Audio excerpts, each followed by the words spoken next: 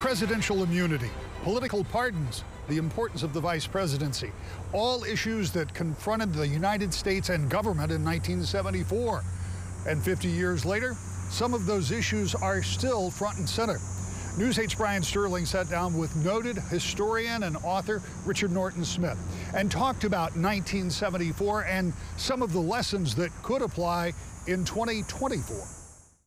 All of the talk about bridges to the future or bridges to the past or whatever bridges, but there certainly are parallels between the melodrama of the summer of 1974. As a historian and author, Richard Norton Smith is trained to look for the through lines in history, parallels that might predict our own future if we adhere to studying the past. It's funny how things come full circle. Smith, the esteemed former director of the Ford Museum, authored a book last year on the 38th president that is seen as the definitive biography of Ford, both the politician and Ford the man. I, Gerald Ford, do solemnly swear. I thought I knew him pretty well, and I learned a lot of things that I didn't know. Gerald Ford emotionally never left West Michigan. Smith says it was President Ford's West Michigan upbringing, the boy who excelled at sports, the Eagle Scout, the Midwestern values that informed his presidency in ways that are still being dissected. Smith specifically pointing to the controversial pardon of President Richard Nixon as a decision emblematic of who the man was and how he led. That I cannot rely upon public opinion polls to tell me what is right.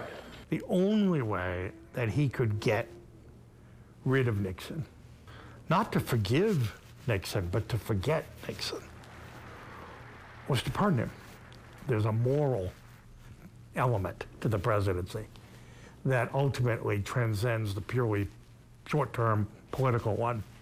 And sooner or later, successful presidents, good presidents, whether they get reelected or not, decide that for themselves. And that was Ford's, in effect, moment of truth.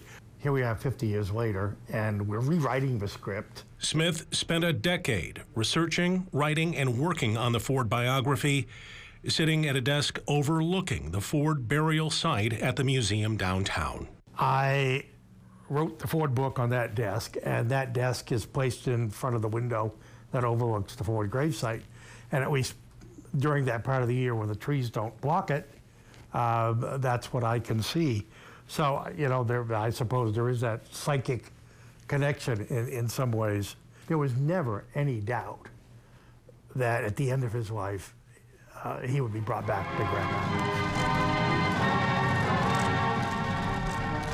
Smith says he is often asked, what would President Ford make of the current state of American political discourse? He points to an interview that Ford gave Time magazine in 1980 about the qualities that would disqualify one from becoming president. Ford thought for a minute, and he said, arrogance.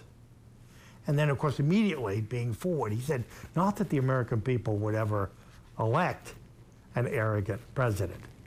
He said, but if they did, and he said, and I'm talking vicious arrogance, he said, then God help the country. In Grand Rapids, Brian Sterling, News 8.